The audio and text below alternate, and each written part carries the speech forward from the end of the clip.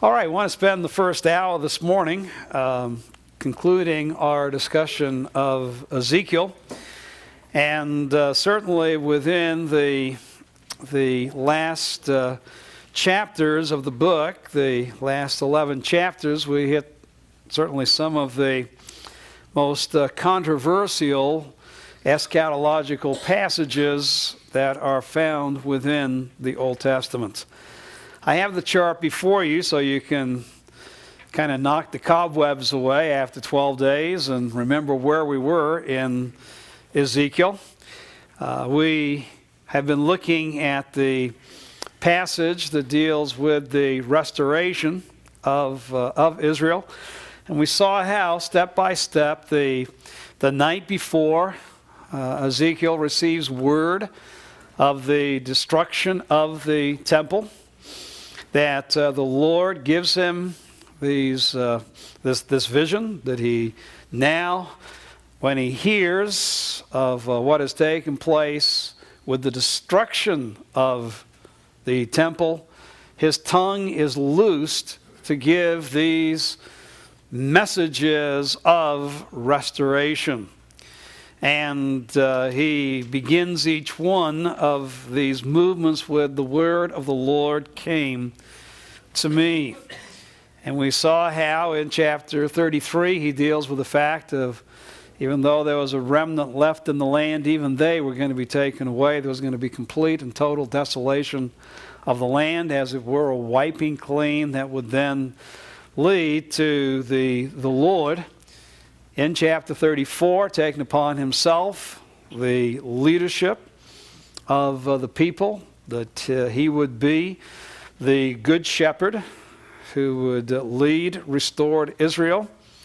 He would judge Edom and prepare the mountains of Israel for the rehabilitation, and then would resurrect Israel in the land. He would bring the people from the nations to which they had been scattered. He would bring them back, and as he planted them in the land, he would enter into a new covenant with them. He would wash them clean from their sin, and he would take out their stone heart, their heart of resistance, and replace it with a new heart, a heart that would be responsive to him. And chapter 37 shows us that this is nothing less than spiritual resurrection, that dead Israel will come back to life when God gives them this new heart within the land. And then where we left off is that Ezekiel is told to take two sticks in the latter part of chapter 37, right on one Israel, on the other Judah, and then unite the sticks together to show that when this restoration took place, it would encompass all of the historical tribes of Israel. And Israel would no longer exist as two nations, but they would be one nation in the future, under one king, worshiping the Lord in one central sanctuary, placed in Jerusalem, the place where the Lord had chosen to place his name. And so we see this reunification of Israel and Judah in the land. And we can see at least with the first 5 statements that basically Ezekiel has gone step by step. This is what God will do step by step to restore Israel to the land. And then we come to chapters 38 and 39. Now, what Ezekiel is speaking about here, there is no debate about that. He is speaking about the invasion of the land of Israel by a Gentile confederacy. A confederacy led by an individual he refers to as Gog. Gog, who comes from the land of Magog, who will be allied, verse 5, by Persia, Ethiopia, Cush, and Put.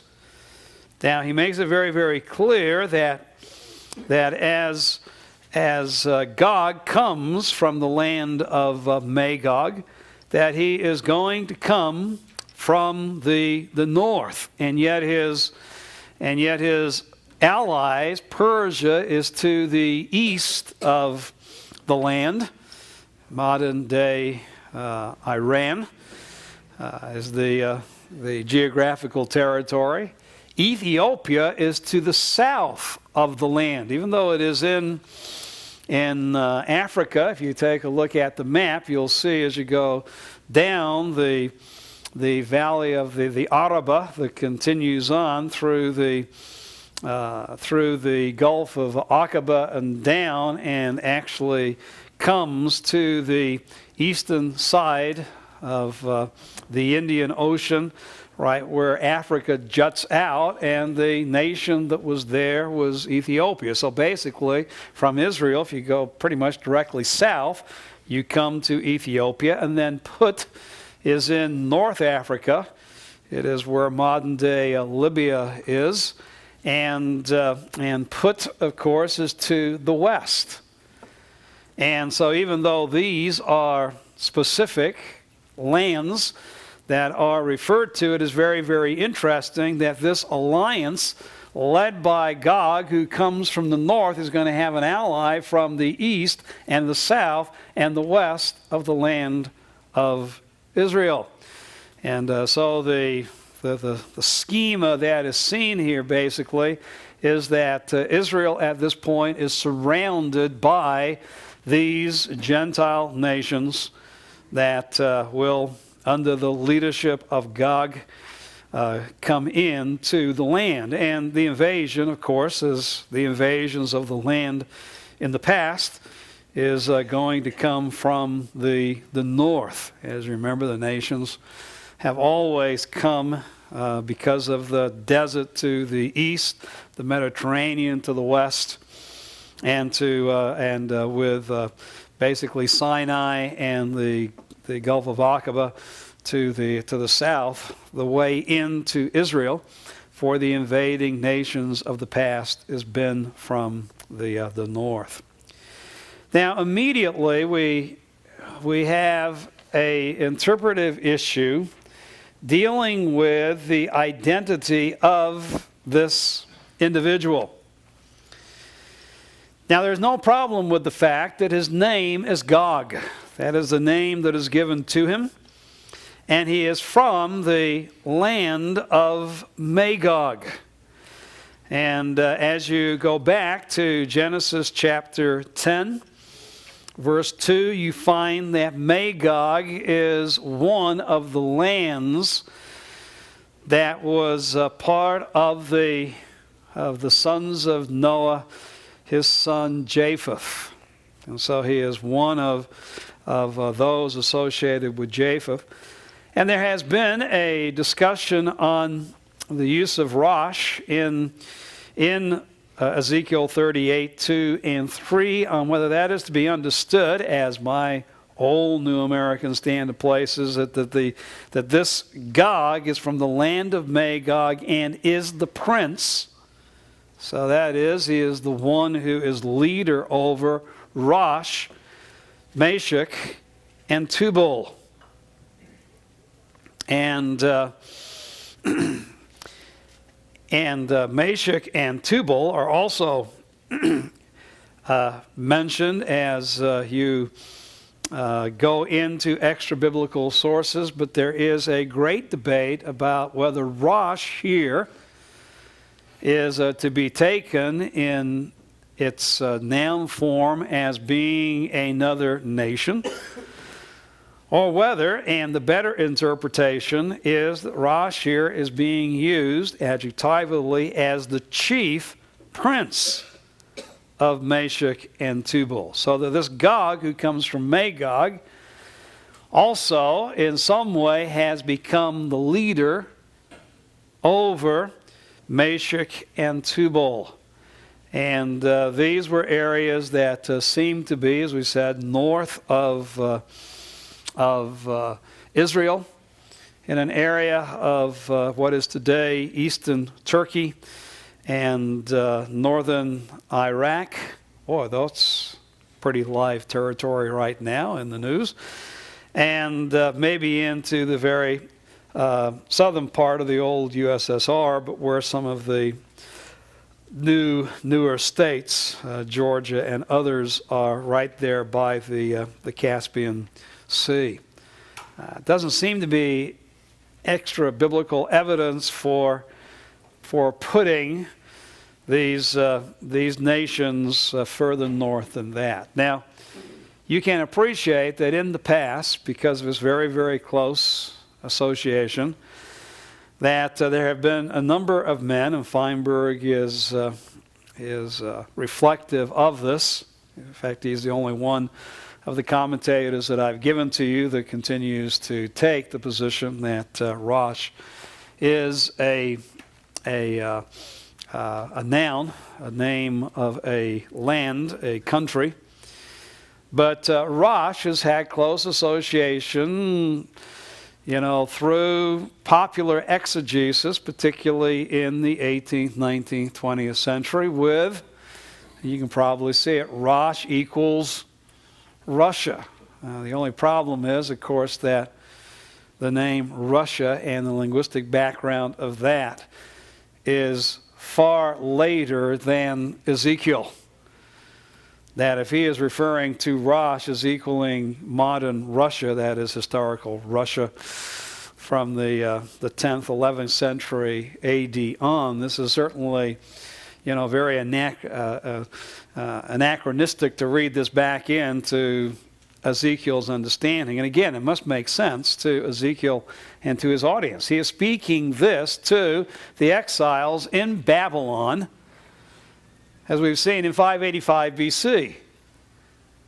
And you can't say at this point, well, you got to wait 1,500 years to figure out what this term means. So I would go along, as you can see, with all the rest of the commentators and see this not as a noun, but as an adjective, that Gog is the chief prince of Meshech and Tubal. And basically what we see here is what and can be referred to as a northern alliance. In Ezekiel's mind, he wouldn't go as far north as into European, Asian, present-day Russia. It would be further south than that, but it's north of Israel. Now, a greater problem today is not who is Gog and what is these nations aligned with him. And then in verse 5 we have the further nations we've already referred to. The greater question is when does this invasion take place? And you can see that Ezekiel speaks in verse 8 of chapter 38. He says it's going to take place in the latter years. And later on in verse 16, he uses the term in the last days. All right, so this is going to take place at the end of the days. This is going to take place in the latter years. This is going to take place at the end of Israel's history. And of course, as we have seen throughout the Old Testament, the end of Israel's history is tied into the fact that finally, after being scattered among the nations, they are finally going to repent in the latter days, Deuteronomy chapter 4. And God is going to send his king, the Messiah, Genesis chapter 49, Numbers chapter 24. When we get there, Hosea chapter 3, that he is going to send the son of David, who is going to establish Israel once again within the land. And of course, as we've seen, this is the time where God also will pour out judgment upon the Gentile nations and establish Israel. He goes on within the description, because that's the way he speaks about the latter years, the last days and the end of the days. He also speaks about Israel's condition. And notice in verse 8 again, in the latter years, you, that is Gog, will come into the land that is restored from the sword, whose inhabitants have been gathered from many nations to the mountains of Israel, which has been a continual waste. Now that seems to refer back to what he has said in chapter 36, preparing the land for Israel, and they're going to be sown once again upon the mountains. And as the sowing takes place, God is going to bring Israel from the nations, unite them under their king at the end of chapter 37. It's going to be a people who were brought out of the nations and were living securely, all of them. In fact, in verse 11, God will put this thought within your mind. You will say, I will go up against the land of unwalled villages. I will go against those who are at rest, that live securely, all of them living without walls, having no bars or gates, to capture spoil and seize plunder, to turn your hand against the waste places which are now inhabited, and against the people who are gathered from the nations, who have acquired cattle and goods, who live at the center, the navel of the world. In other words, they're planted back in the land. And the land, and even Jerusalem is mentioned by the prophets as being the navel, the center of the earth. That's where Israel is when this takes place. Now, as you can see, and I just put it there for historical reference, that there are some liberal commentators that will say he is thinking here of God coming from the north, that this is thinking in terms of the invasion of Antiochus Epiphanes. Well, Antiochus Epiphanes, though coming from Antioch, and true that the Seleucid Empire did reach into this point to Asia Minor and into the area close to the Caspian Sea. The problem is you're taking at this point that the restoration that Ezekiel is speaking about here is the post-exilic restoration that began in 537 BC. The language that Ezekiel is using here, however, as we've already seen, goes far beyond that. It goes to the latter years, the end of the days. And certainly we can look now and see and know, and even when you get to 168, 167 BC, by then you've got also the minor prophets, the 12, who make it very, very clear that this restoration that is being spoken of is a restoration that's going to take place in the future. That what took place with the remnant returning in 537 BC is not the restoration that the prophets, including Ezekiel here, are speaking about. Some say, well, this is before now. Daniel, and we haven't taken a look at Daniel yet, but the whole chronology that is given to us in Daniel chapter 9 that we will ultimately get to, we will assume what is in Daniel chapter 9, that there is going to be a 7-year period. There's going to be a period of tribulation that is going to come upon Israel. They will enter into a covenant with the people of the prince that will come to destroy them. The Romans destroyed Jerusalem in AD 70. And so this is going to be one who will arise out of that fourth empire, that restored fourth empire that we see in the book of Daniel. And that Ezekiel here is speaking about events that take place before that 7-year period. Well, that's not probably the best, because most take the covenant in Daniel 9 when we get there as being a covenant which guarantees peace for Israel. So it's kind of hard to say that they're at peace before the tribulation, because the Bible gives no indication of that. In fact, that's why they will be willing to enter into this covenant, because they want to have peace. And as you can see, none of the commentators that I've given to you take these two positions, but you should be aware that they are out there. the major discussions you can see among our commentators is whether this takes place during the middle of the tribulation period. That the peace that Ezekiel is speaking about here is the peace that exists during the first half of the tribulation period. My answer to that is a twofold no. For, number one, as we've already seen within the context of Ezekiel, the peace that he is speaking about is a peace that comes after Messiah returns to the earth and the totality of Israel is gathered back to the land. Even during the tribulation, you still just have a remnant of Israel within the land. The second point is in chapter 39. This is extremely interesting. And you got to say, well, okay, we've got symbolism here. Because as you get to the end of chapter 38, Ezekiel says, God, I am drawing you to the mountains of Israel to do what? Completely wipe you out.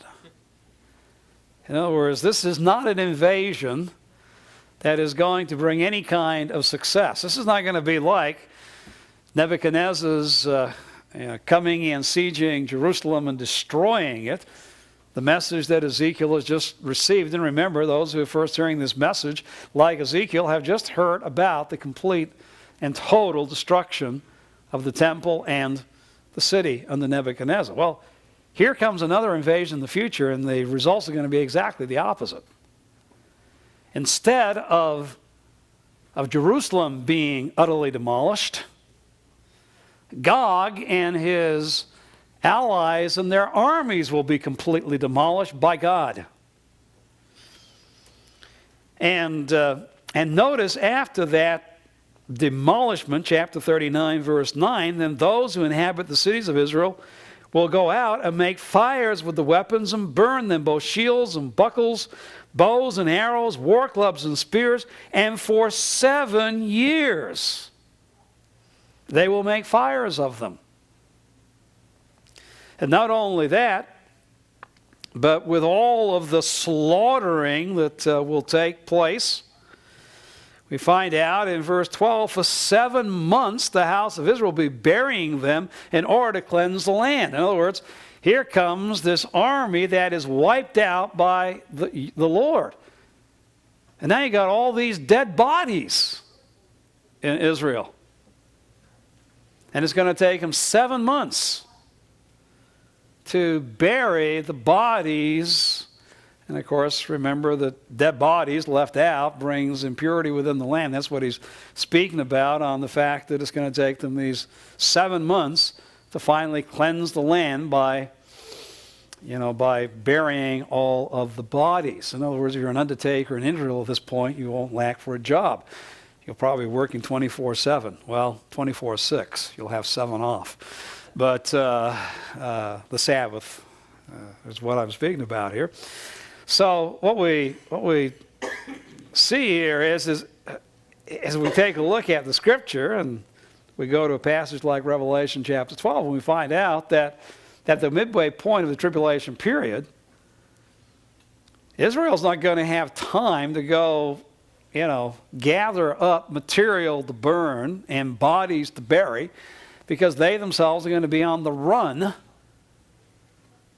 In fact, the wilderness will have to swallow them up to protect them during that time. So I think the middle of the tribulation period, although it's been very, very popular among premillennial dispensationalists in the past, this is why today most even premills dispensationalists are shying away from this position. However, Dyer in the Bible Knowledge Commentary continues to hold that position.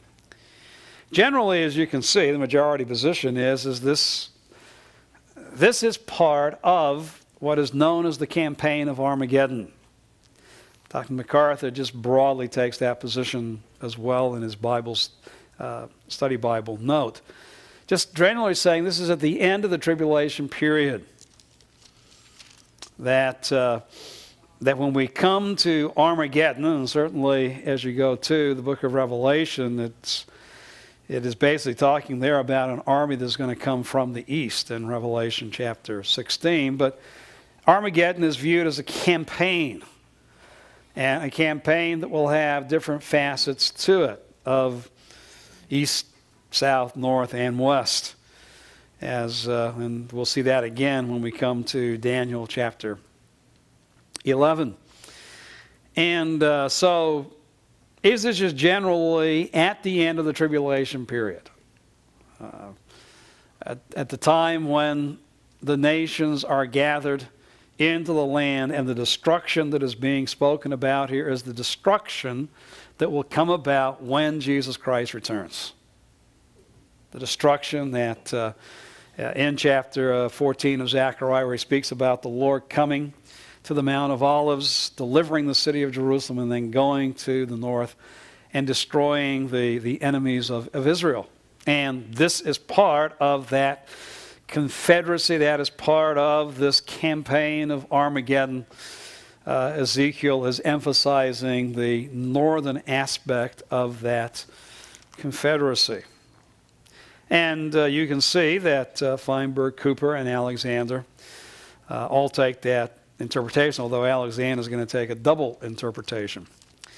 This is also tied in with additional statements, because in chapter 39, verse 17, Ezekiel is told, "Speak, as for you, son of man, thus says the Lord God, speak to every kind of bird and to every beast of the field. Assemble and come from every side to my sacrifice, which I'm going to sacrifice for you as a great sacrifice on the mountains of Israel, that you may eat flesh and drink blood. You shall eat the flesh of mighty men and drink the blood of the princes of the earth, as though they were rams, lambs, goats, and bulls, all of them fatlings of Bashan. So you will eat fat until you are glutted." Now you got to remember, you got all these bodies going to take 7 months to bury. And so as the slaughter is taking place, the invitation is given to the birds and the beasts, "Hey, come and get a good meal. Come and enjoy the flesh that is available." And basically the imagery that Ezekiel is using is and here come these predators, these birds, and these animals who come to enjoy a feast with the dead bodies. In fact, they're going to be glutted at my table with not only the warriors, but with horses and charioteers, with mighty men and the men of war, declares the Lord God. And yeah, it does seem to speak about literal horses here. Now, everyone brings up, how can you have an invasion in the future with horses? And my answer is very simple. You have armies today that still use horses. Doesn't mean they can't use other things as well, but there's going to be plenty of horse meat,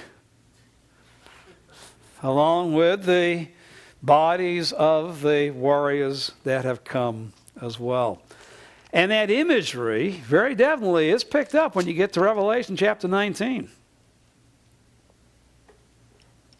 Revelation chapter 19. When Jesus Christ returns, notice in chapter 19, verse 17, "I saw an angel standing in the sun. He cried out, 'Come, assemble for the great supper of God, in order that you may eat the flesh of kings and the flesh of commanders, the flesh of mighty men, the flesh of horses and those who sit upon them, and the flesh of all men, both free men and slaves, small and great.'"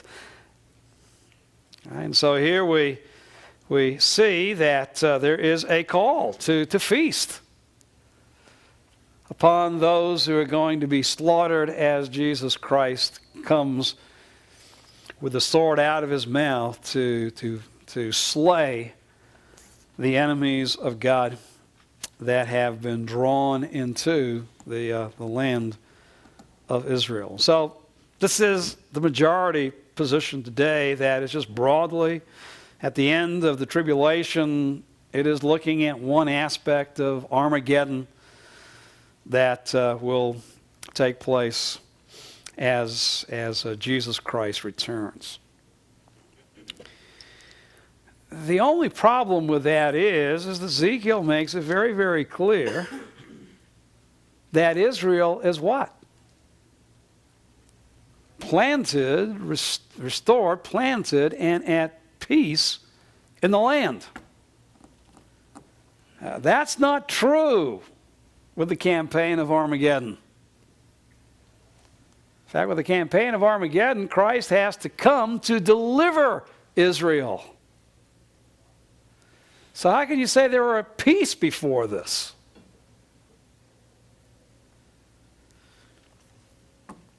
A fifth position, the one I lean to, and you can see how much support I have. When we get to the book of Daniel, we're going to find out that from the end of the tribulation, the 1260th day, there's going to be a period of 75 days before, if I can put it this way, the millennium begins.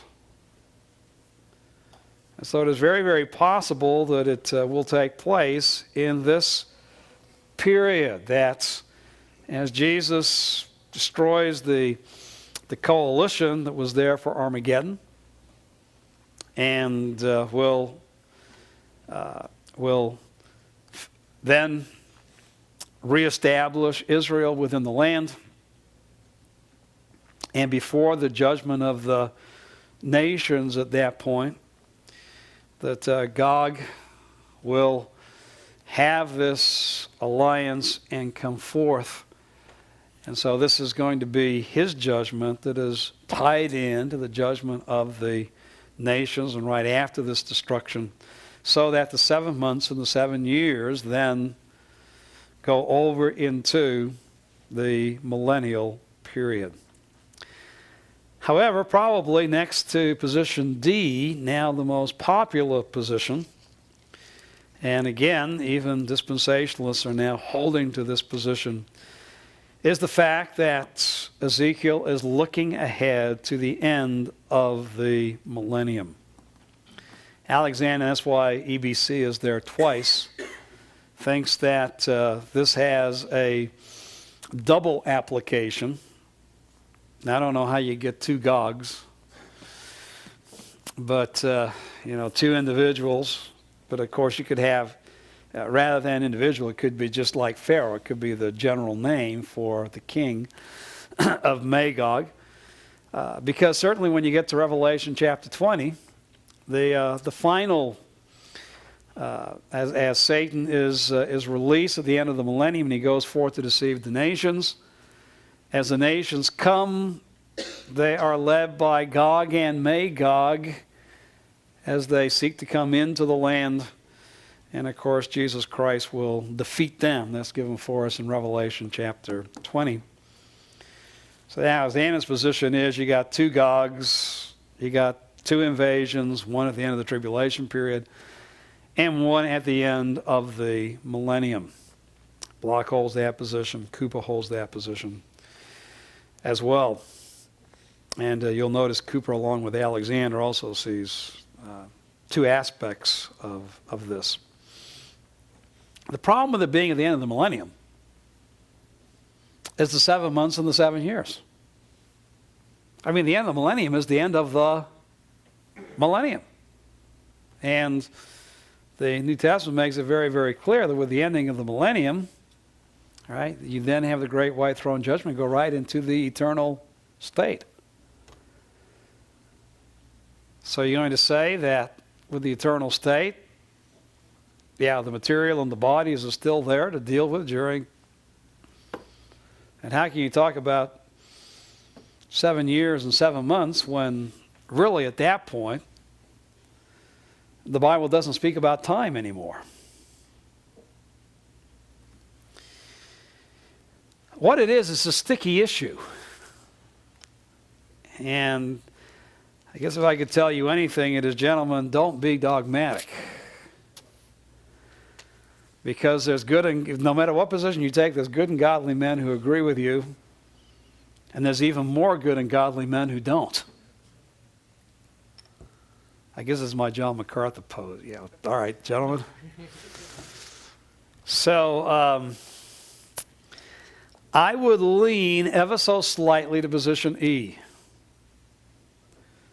There is another man who holds that position, though not in print, a man you all respect, Dr. James Roscup, who also holds position E. So it's kind of that wing of the faculty offices is where we lean toward that position. I'm not sure there's too many others on the faculty who lean with us, but our office is very close to Dr. MacArthur, so he might be moving to position E himself. So I'm joking, of course.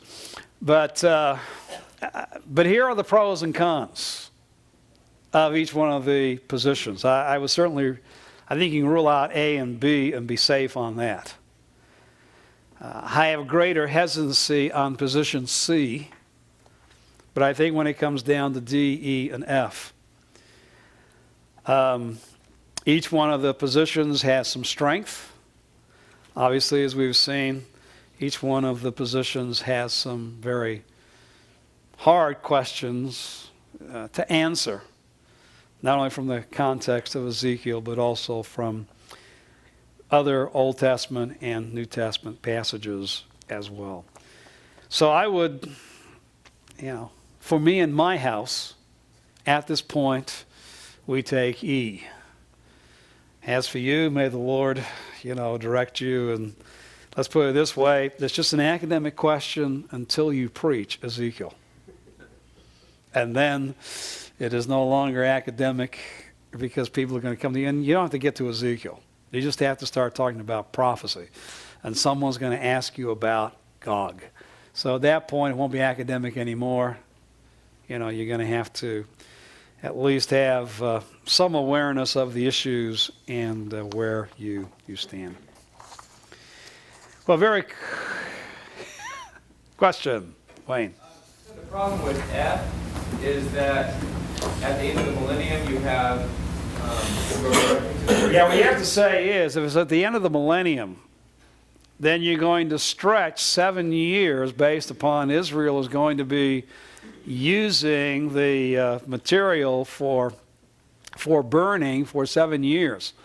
The material remains that are there from this invasion, even 7 months to clean up the land. But I take 7 years because that's the longer time period. You have to say, all right, here is what we read in Revelation chapter 20. And we don't have the eternal state. We don't have the New Jerusalem coming down from heaven. We don't have the destructions of the present heavens and earth. We don't have the making of the new earth where there is no sea until 7 years after the end of the millennium. That's, to me, the biggest hindrance to position F. Now they would come right back at me and say, "But all right, you found a time gap between the tribulation and the millennium as well." And we know that, if we can put it this way, there can be a time gap between one, and I'll use the term for want of a better term, dispensation, and the next dispensation. We're just using dispensation as broad sense as a time period where God is working in a certain way. And certainly the economy of the millennium is going to be different than the economy of the present age, tribulation. That was different, because I am a dispensationalist, that was different than, obviously, his economy with Israel within the Old Testament. All right, as we take a look at these movements, obviously, there's almost an overlap where one is coming to an end as another is getting ready to begin. It's not like you go to bed one night and wake up the next day and say, "Oh, I'm in a new dispensation." There seems to be a fading out of one that leads into the establishment of the next. That is where those who who hold the position F would say, all right, if this is a phenomena that can certainly be supported other places within the Scripture, even though it's not explicit, between Revelation 20 and 21, why can't you have a interlude at that point as well?